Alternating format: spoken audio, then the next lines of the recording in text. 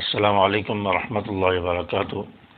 آج کی ویڈیو میں ناموس صحابہ بل کے حوالے سے بات کرنے جا رہا ہوں۔ ناموس صحابہ بل ابھی حال ہی میں غالباً 7 اگست کو سینٹ کے اندر منظور ہوا ہے اور بھاری اکثریت سے اس کو منظور کیا گیا ہے اور یہ بل قانونی شکل اختیار کر چکا ہے۔ یہ بل ہے کیا؟ اس بل کا نام کیا ہے اور اس بل کے اندر شقیں کیا ہیں اور مقصد کیا ہے اس بل کا، یہ ساری ڈیٹیل اس ویڈیو میں بتاؤں گا، کیونکہ بہت سارے ویورز ایسے ہیں جن کو ناموس صحابہ بل کے حوالے سے ابھی صحیح معلوم نہیں ہے اور بہت سارے لوگ سوال بھی کر رہے ہیں کہ یہ بل ہے کیا چیز۔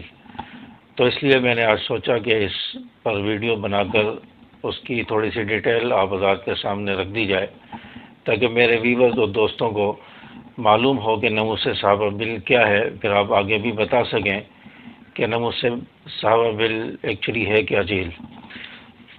تو آج کی ویڈیو میں اسی پر بات ہوگی۔ تو ناموس صحابہ بل، اس کا نام ہے ناموس صحابہ و اہل بیت بل۔ یہ بل اسمبلی میں سینٹ میں پاس ہوا ہے۔ اس سے پہلے قومی اسمبلی میں 6 مہینے پہلے تقریباً پاس ہوا تھا، پھر وہاں سے پاس ہونے کے بعد پھر یہ سینٹ میں چلا گیا اور ابھی 7 اگست کو یہ پیر والے دن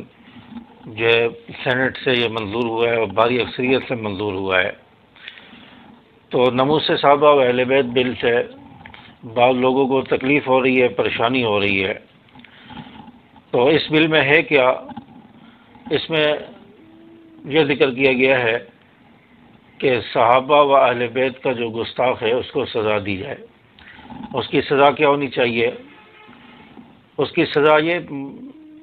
اس میں ذکر کی گئی ہے کہ اس کو 10 سال قید کی سزا ہونی چاہیے، اور اگر جرم بھاری نوعیت کا ہے، بڑا جرم کیا ہے، بڑی گستاخی کی ہے، تو اس کی سزا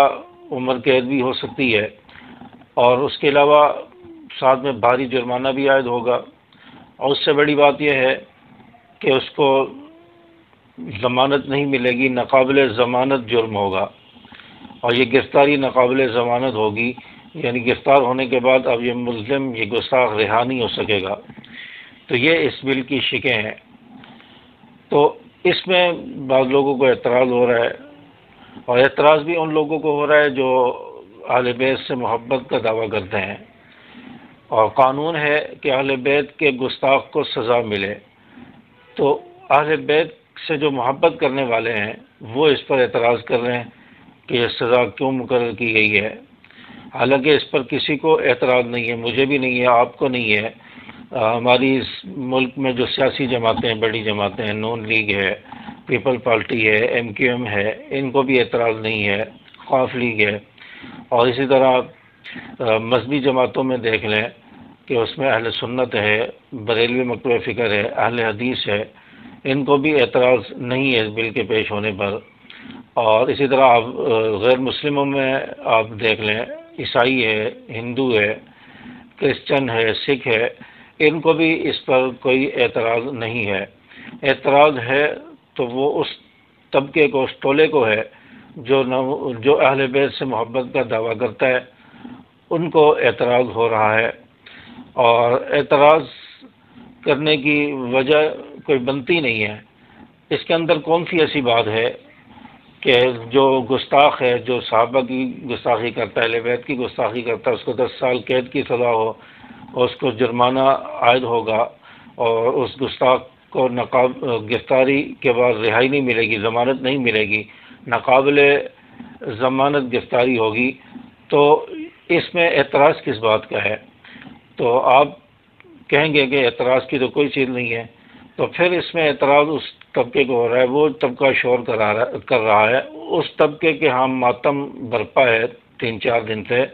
جو طبقہ اہل بیت کی محبت کا دعویٰ کرتا ہے، اور اہل بیت کے گستاخ کو یہ سزا کیوں دی گئی ہے، اس پر اس کو اعتراض ہو رہا ہے۔ یہ کیسی محبت ہے کہ جن لوگوں سے محبت کی جائے ان کی گستاخی پر سزا ملنے پر لوگوں کو تکلیف ہو؟ حالانکہ یہ بل اس سے پہلے بھی جو پاکستان کے قانون کا حصہ تھا، اور فرق یہ ہے کہ پہلے اس کے اندر 3 سال سزا تھی، جو گستاخی کرے گا اس کو 3 سال قید کی سزا ہوگی، اور اس میں جو گرفتاری ہوتی تھی وہ قابل ضمانت تھی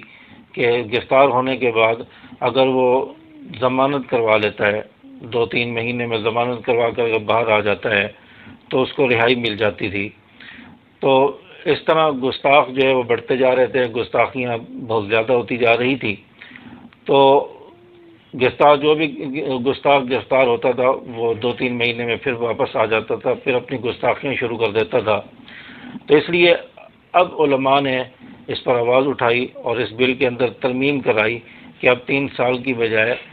کم سے کم 10 سال قید کی سزا ہونی چاہیے۔ اگر جرم سنگین نوعیت کا ہے، گستاخی سنگین نوعیت کی ہے، تو اس پر عمر قید بھی ہو سکتی ہے، سزائے موت بھی ہو سکتی ہے، اور اس پر بھاری جرمانہ بھی عائد کیا جائے، اور جو گرفتاری ہوگی وہ ناقابل ضمانت ہو، یعنی اس گستاخ کو اب رہائی نہیں ملے گی، وہ اپنی سزا 10 سال یا عمر قید پوری کرے گا، جرمانہ پورا عائد کر کے اس کے بعد وہ جیل سے باہر تشریف لائے گا، تو یہ جو ہے اس کی سزا مقرر کی گئی ہے۔ تو اب جو ہے اس پر بعض لوگوں کو جو اس ترمیم پر تکلیف ہو رہی ہے، تو اس سے آپ سمجھ لیں کہ صحابہ کرام کا اہل بیت کا گستاخ کون ہے، اور اب اس بل کے پاس ہونے کے بعد بلی تھیلے سے باہر آ چکی ہے، اب وہ بدک رہی ہے اور اس کو تل ملاہٹ ہو رہی ہے، بے چینی اور تکلیف ہو رہی ہے۔ تو اب اس بل کے پاس ہونے کے بعد جس طبقے کو تکلیف ہو رہی ہے تو سمجھ لیں کہ گستاخ بھی ہوئی ہے۔ چور کے خلاف بل پاس ہو اور چور کو تکلیف ہونا شروع ہو جائے تو سمجھ لو کہ یہی چور ہے۔ اور اس بل کے اندر ایک عجیب بات اور بتا دوں آپ کو کہ اس بل کے اندر کسی طبقے کا، کسی فرقے کا کوئی نام نہیں ہے، کسی کا نام نہیں لیا گیا کہ کون گستاخ ہے، کون فرقہ واریت پھیلا رہا ہے، یا کسی فرقے کا، مذہب کا نام لیا گیا، کوئی نام نہیں لیا گیا۔ یہ مطلق جو ہے بل پاس ہوا ہے کہ جو بھی کوئی گستاخی کہہ رہے، چاہے مسلمان ہو چاہے غیر مسلم ہو یا اہل تشیع ہو، کوئی بھی اس کی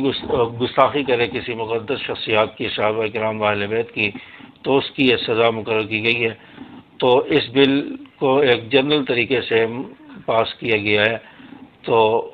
اس پر بعض لوگوں کو تکلیف ہونا شروع ہو گئی، تو اس سے آپ سمجھ لیں کہ تکلیف ان کو کیوں ہوئی ہے کہ وہ گستاخیاں کرتے ہیں، اور ان کے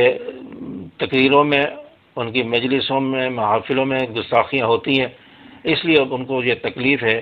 کہ اب ہم نے گستاخی کی تو ہمیں گرفتار ہونا پڑے گا 10 سال کے لیے، اگر جرم کیا تو ہمیں عمر قید بھی ہو سکتی ہے، اور جرمانہ بھی عائد ہوگا اور جرمانہ دینا پڑے گا، اور اس کے علاوہ ضمانت بھی نہیں ہوگی، جیل سے باہر بھی نہیں آ سکیں گے، تو اب اس لیے ان کو پریشانی ہے۔ تو امید ہے کہ آپ کو بات سمجھ آ گئی ہوگی ناموس صحابہ بل کیا ہے اور اس کے مقاصد کیا ہیں، کہ اس کو نافذ کر کے صحابہ کرام کی گستاخیاں روکی جائیں، گستاخوں پر جو ہے اس کا رعب طاری ہو کہ اگر ہم نے گستاخی کی تو ہمیں گرفتار کیا جائے گا، سزا ہوگی۔ تو ان گستاخیوں کی روک تھام کے لیے اس بل کو جو ہے نافذ کیا گیا ہے، اس کو منظور کرایا گیا ہے۔